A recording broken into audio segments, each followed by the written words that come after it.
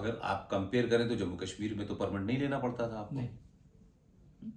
तो जैसे आप नॉर्थ ईस्ट में तो परमिट लेना पड़ता था, तो कौन सी धारा ज्यादा खतरनाक थी अगर आप ऐसे देखें? तो अभी चले मान लें कि जम्मू कश्मीर में साहब 370 थी और वो हटी, लेकिन 370 के अलावा जो सबसे खतरनाक कश्मीर में थी उस पर तो किसी ने चर्चा नहीं की, न उस पर चर्चा की, न उसे पब्लिक डिस्कोर्स में लाए। और जब उसके बारे में पब्लिक में रखा तो कुछ लोग हमको बोले पता नहीं कहाँ से लेके आते हो। तो हमने कहा संविधान की कॉपी जाके पढ़ो यार, हम कहाँ से लेके आते हैं। जो खतरनाक धारा थी उसका नाम था आर्टिकल 35A। इसको देश नहीं जानता था, मैं नहीं जानता, पॉलिटिकल पार्टी जानती नहीं, क्योंकि किसी ने इसकी चर्चा ही नहीं की कभी, never ever. And that was most dangerous, most dangerous. But anyway, वो जब हटी तो वो भी हट गई। तो देखिए, कभी कभी होता है कि मुझे ऐसा लगता है कि सरकारें कई बंधनों में बंधी होती हैं, और ये तथाकथित जो लोकतंत्र होता है, जी। End of the day vote लेनी होता है उनको। जी। तो वोट लेने के कारण सरकारें बहुत सारी चीजें उस जगह जहां बैठे हैं जी। वहां उन्हें कौन सा विषय फायदा पहुंचाएगा, कौन सा नुकसान पहुंचाएगा, ये एक उनकी मजबूरी होती है। मेरा ऐसा मानना है जो इस मुहिम के पीछे, कि सरकारों के ऊपर निर्भर नहीं रहना चाहिए। जब मुद्दों की बात आए तो मैं समझता हूं कि देश के लोग तय करें कि कौन सा मुद्दा ऐसा है जिससे इस समाज को दीमक लग रही है। जी। पॉलिटिकल पार्टी तो मुद्दे अपने नफे नुकसान से उठाती हैं, और वो पार्टी तक सीमित होते हैं और जीत हार तक सीमित होते हैं। अब जैसे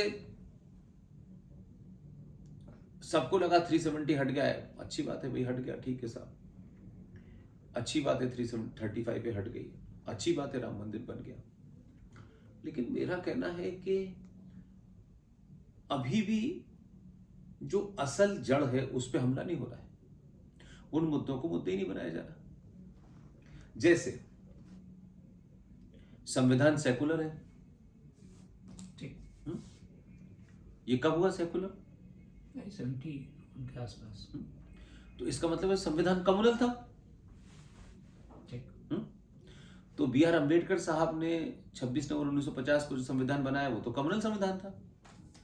और जो कम्युनल और सेकुलरिज्म की पॉलिटिक्स की बात करते हैं, तो अंबेडकर ने जो संविधान बनाया वो 26 साल में इस देश की सबसे पुरानी पार्टी को कम्युनल लगने लगा। तो उनमें इतनी हिम्मत नहीं हुई कि इसका संसद में चर्चा होती। जैसे आज कहते हैं ना, संसद में चर्चा करो, संसद में चर्चा करो।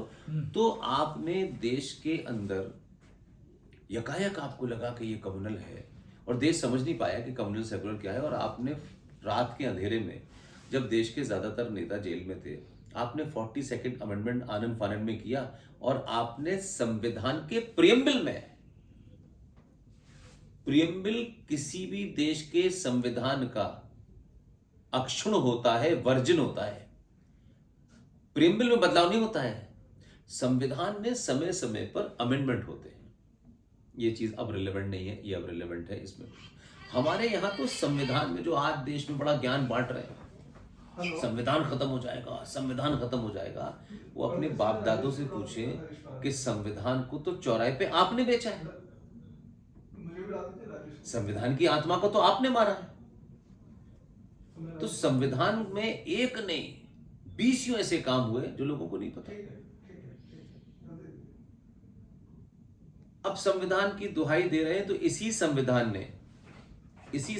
ने भारत के सनातनी हिंदू को और इस संसद ने समय समय पर आने वाली सरकारों ने अपने अपने स्वार्थ के लिए, अपने अपने वोट के लिए इस देश के सनातनी हिंदू को 8वें दर्जे का नागरिक बना दिया है। अब ये किसी एवरेज लोगों से बात करो तो उनको पता ही नहीं है। 80 करोड़ हिंदू हैं इस देश में, 20 करोड़ मुसलमान बताए जाते हैं, और बाकी सब छोटे छोटे। ये अजीब किस्म का सेकुलर संविधान है कि इस संविधान में सेकुलर होने के बाद जो ये कहते हैं सब बराबर हैं,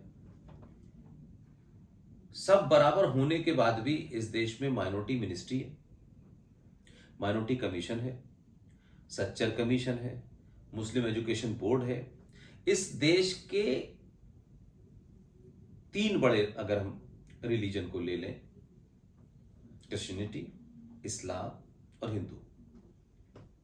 सेकुलर भारत में मजारों पे चढ़ने वाला करोड़ों रुपया, गुरुद्वारों पे चढ़ने वाला करोड़ों रुपया, चर्चों पे चढ़ने वाला करोड़ों रुपया, सरकार उसको नहीं लेती, उसको छूती तक नहीं है।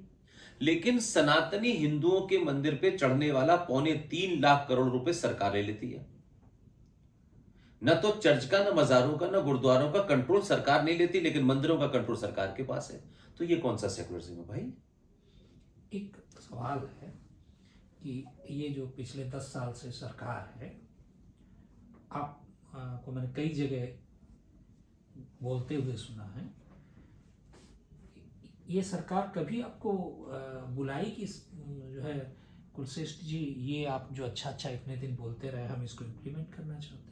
नहीं, मेरी सरकार के किसी भी छोटे से लेके संतरी से लेके मंत्री तक मेरी किसी से कोई लेना देना नहीं है। न उन्होंने मुझे कभी बुलाया और न मेरी जाने की ऐसी कोई ख्वाहिश है। मैं ये मानता हूं, देखिए फिर आप वहीं आ गए, सरकार नहीं बुलाएगी तो क्या मेरी एक नागरिक के रूप में कोई ड्यूटी नहीं है? एकदम। तो मुझे लगता है कि सरकार सुने न सुने, अगर इस देश के 1% लोग जागृत हो गए और उस जड़ की तरफ बात करने लगे, जैसे आर्टिकल 35 हमने उठाया, हमने तो खुल के लोगों को बताया, तो सरकार को लगा ना कि अगर लोग जाग गए तो सवाल पूछेंगे, तो उन्होंने खत्म किया ना, तो उनके मैनिफेस्टो में पहली बार आया और खत्म हो गया। मैं ये मानता हूं कि हम सरकार बुलाएगी, एमपी बनाएगी, राज्यसभा में भेजाएगी और फिर ये होगा। मेरा अभी भी मैं समझ गया आपकी बात को, लेकिन मैं अभी भी मानता हूं कि अगर मैं नीरज अत्री साहब, तुफैल चतुर्वेदी साहब, सुशील पंडित जी, ललित अंबरतार साहब, ऐसे अनेक लोग अलग अलग विषय पे काम कर रहे हैं और उससे समाज में अवेयरनेस बढ़ी। और उसका एक कारण यह है कि जब अखबार होते थे तो अखबार में तो लेटर टू एडिटर भी ये सोच के छापे जाते थे कि कौन सा वाला हमारे हक में है, जो उनसा वाला नहीं है। लेकिन अखबारों की वो हेजमनी, टेलीविजन पे ज्ञान देने वालों की उस हेजमनी को सोशल मीडिया ने तोड़ दिया। अब आपके पास कोई अच्छा विचार है या कोई आपको कोई बात पे है, तो आप अपना एक 10 लाइन लिख के डाल देंगे तो लोग पढ़ेंगे जरूर और उसको वेरीफाई करेंगे, और अगर आपने सही बात लिखी है तो लाखों लोग सुन लेंगे। ये मेरा आज भी मानना है। मैं ये कभी नहीं मानता कि मैं कोई बहुत बड़ा आदमी हूं, ये मेरे दिमाग में आती नहीं। मुझे लगता है कि जो विषय मैं समझता हूं, जो बेसिक है, अब पानी नहीं है, बिजली नहीं है, ये तो मानव सभ्यता जब तक रहेगी तब तक होता रहेगा, सड़कें टूटेंगी, पलट जाएंगी, लेकिन आपकी आत्मा ही मर गई अगर, तो फिर क्या है? फिर सड़कों पे क्या करेंगे? एक्सप्रेसवे पे कौन चलेगा? क्या करेंगे? उस पर ऐसी लाशें चलेंगी क्या? तो बेस क्या है, उस पर तो बात कोई कर ही नहीं रहा। तो मैं ये पूछ रहा हूं कि भाई, भारत के सनातनी हिंदू ने क्या कम टैक्स देता है? कि सक्सेसिव सरकारें कह रही हैं कि आप 8वें दर्जे के हैं, आप 8वें दर्जे के रहिए और आप मत बोलिए, बोलेंगे तो ये जो है इंटॉलरेंस होगी, ये हिंदुओं की ताकत की बात होगी, माइनॉरिटी को दबाया जाएगा। भाई, कौन सी दुनिया में और कौन से नियम के साथ इस देश के अंदर बताया गया कि 22 करोड़ मुसलमान जो हैं वो माइनॉरिटी में हैं? किस इंची टेप से आपने माइनॉरिटी की परिभाषा तय की? अगर आप कुछ तय कर रहे हैं तो कोई परिभाषा होगी ना कि भाई ये इस नियम से, चाहे आप यूएन का नियम ले लें, चाहे अपना भी कोई नियम बनाए, तो ये तो होगा ना। 35,000 पारसी इस देश में माइनॉरिटी में है और 22 करोड़ मुसलमान भी माइनॉरिटी में है। 1.5% जैन भी हैं, 2.25% सिख भी हैं, 1.25% क्रिश्चियन है। ये तो समझ में आता है कि कुछ माइनॉरिटी जैसे लग रहे हैं, 140 करोड़। लेकिन भाई 140 करोड़ या 35 करोड़ की आबादी में जो सेकंड लार्जेस्ट मेजोरिटी है वो भी माइनॉरिटी में है। तो कोई बैलेंस होगा ना, किसको जवाब दे? तो आपका बेटा अगर स्कूल नहीं जा पा रहा, आपके बेटे को फीस नहीं मिल रही, तो इसलिए कि आप ब्राह्मण हैं, तो आप ब्राह्मण हैं तो फिर तो करोड़पति होंगे। आप समझ मेरी बात को? तो मेरा सवाल यह है कि संविधान से लेकर संसद के अंदर यही हो रहा है, तो अल्टीमेटली डिस्पैरिटी का आप मेजोरिटी में, इसलिए आपको बोलने का अधिकार नहीं है। नहीं साहब आप नहीं बोल सकते, आप बोलेंगे तो देखिए मेजोरिटेरियन की बात हो रही है, दबाने की बात हो रही है। भाई हमारे मंदिरों का पैसा क्यों लेते हैं आप? क्या मंदिर आपको मंदिर में जाने वाले टैक्स नहीं देते? या सबसे टैक्स लेते हो तो हमसे भी टैक्स ले लीजिए।